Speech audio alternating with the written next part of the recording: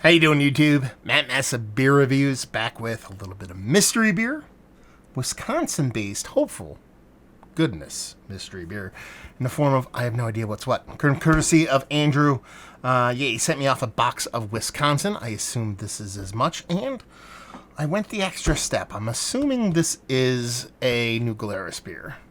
A little bit of cheating on my part, I guess you would say, but when I actually did the unboxing from Andrew, he sent one non-mystery beer that was from New Glarus. It was their Spotted Cow, and the caps were the same color and had the same kind of characteristics. So I wouldn't call that cheating. I would just call that appropriate level detective work.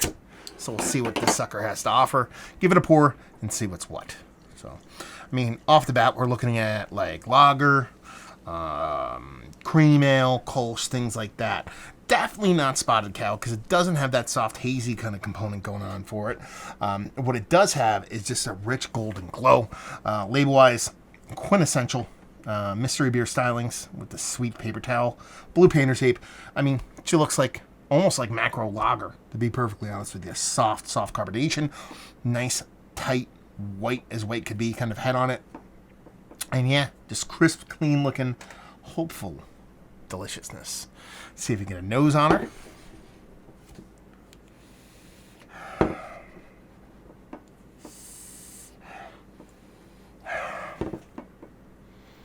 This smells like Saison to me. And not so much classic Saison. I'm just getting a big lemon component that comes off more like a Saison-y kind of lemon, like a Brett C in combination with like a lemon drop hop kind of thing going on, but big lemon, let's put it that way. Big citrus component that leans into lemon territory. A little bit of subtle kind of tartness. It doesn't come off as like a kettle sour kind of tartness. It comes off as more of a mixed culture or house culture kind of tartness to it. So Saison, it could even be somebody's kind of Berliner or something like that, but it's a soft, tart, lemon leaning ale at this point. Let's dive in. Cheers.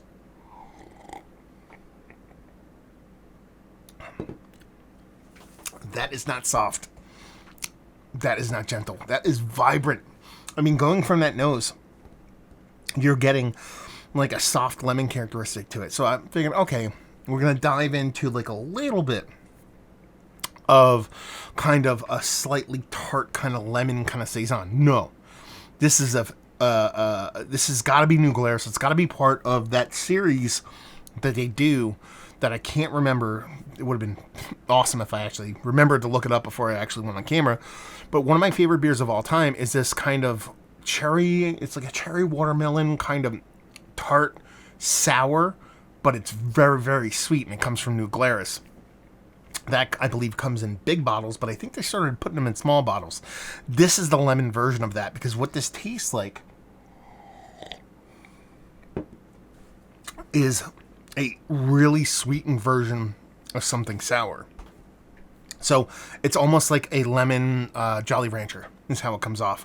And that is one of the big reasons why I'm leaning heavily into that specific series from New Glarus, is because that kind of, I forget if it's cherry or watermelon. It's been that long since I've had that beer from New Glarus. Like I said, I had it last. It was in the big bottles, and I think they just do small bottles of it over the past couple of years.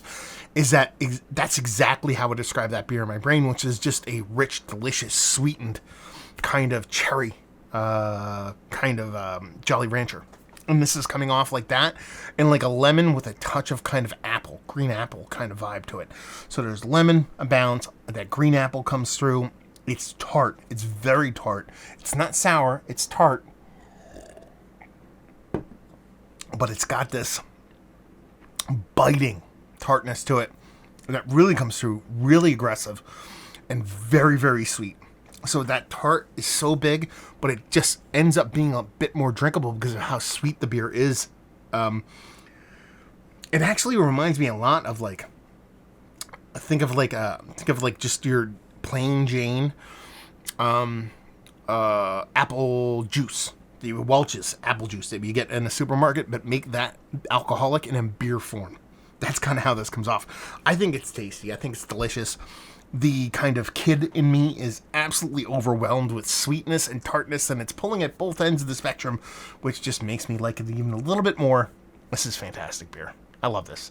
It's even kind of towing the line of not being beer, but in the grand scheme of things, I think it's fantastic. So whatever that tart, watermelon-based kind of sour tart thing from New Glarus, it's the apple lemon version of that. What ABV is that? I don't think it's that big an ABV. I think it's like between 4 and 6. So I'm not gonna let's call an ABV for fun, 5.8. But I think it's whatever that series is, that ABV, and that's that beer. It's gotta be that beer.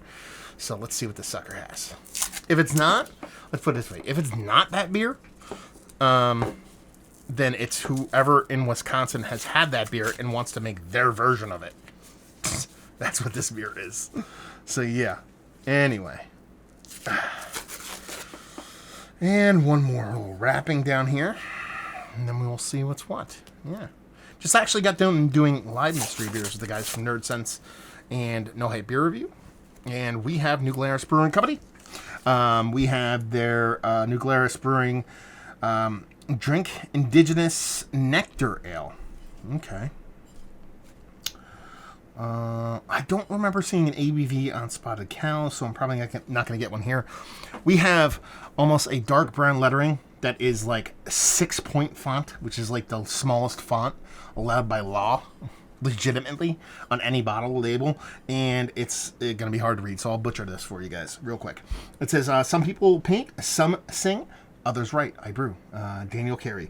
A few times a year, we cut Dan loose to brew whatever he chooses. Always handcrafted a bottle. Your hold is brewed from the adventurous soul. This is a very limited edition, and we make no promises to ever brew this style again. Sweet nuances of varying heritage. Gensheim grapes, harvested in New York, dance effervescently with malted barley and raw wheat in this exceptional celebration of traditional lambic brewing methods.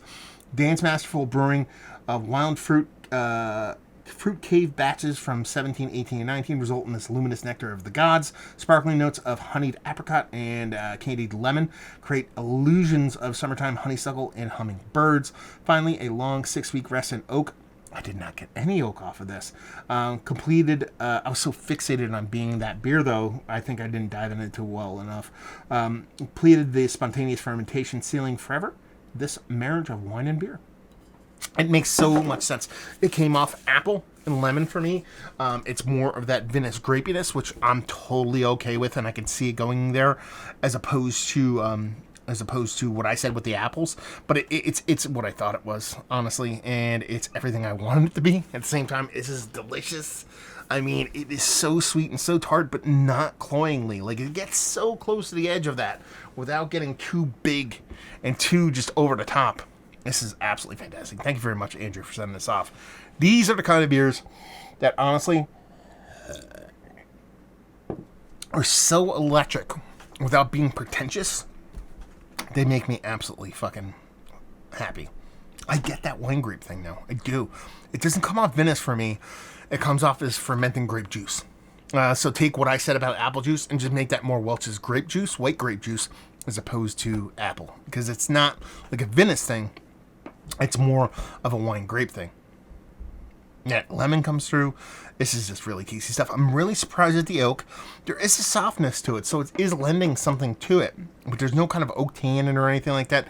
There is a little bit of dryness. I can attribute that to maybe a yeast profile, but it's probably coming from the oak.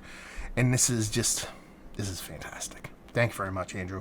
Absolutely fantastic beer. Let's talk about it. Is it one of the better sour beers? I guess, I mean, they call it lambic. This is as far as lambic as you're going to get. This is fresh lambic. This is like lambic. There's nothing to it. It's like fresh, non-blended, straight up lambic. Is it one of the better sour beers? Because it is sour. It's beyond kettle kind of sour. It is legit sour. It's one of the better sour beers that I've had. It's like, yeah. Knee-jerk reaction. It's absolutely tasty. It's absolutely fantastic. And I'm glad I'm drinking it. Value availability, no idea. Maybe Andrew or somebody out there can chime in and leave you with, if you like what we like this beer, if you like everything I've said. No shit, Sherlock. If you like fresh, crisp sours with a big tart and sweet component to it, then you'll like this. I could see a lot of people that dig a lot of the new school kind of pastry sours, you know, the stuff that comes from the Answer and the Vale and 450 North. I can see those people liking these beers. It lacks that mouthfeel, it lacks that fruit puree thing going on, but it has that sweetness and tartness to kind of back it up. So this is kind of the opposite end of the spectrum of a very kind of niche thing. So it's like weird because I think this is awesome, but the other ones rarely do me this kind of... I kind of want to talk more about it now. I don't want to end the video because it makes sense if you think about it. Because one of my favorite things in the world when it comes to beer is aged beer, old beer. And a lot of people try to fake age, you know, whether it be bourbon barrels, adding spirits to it, blending, all those kind of things. But you can rarely, a couple people have pulled it off, but you can rarely mimic age. It's almost impossible to fake. So when you have a really well done, really well aged beer, it shows. And this is kind of how this fares versus those new kind of fruit smoothie beers. Again, like I said, looks different. It doesn't have that kind of crazy, kind of goopy Jamba Juice thing going on.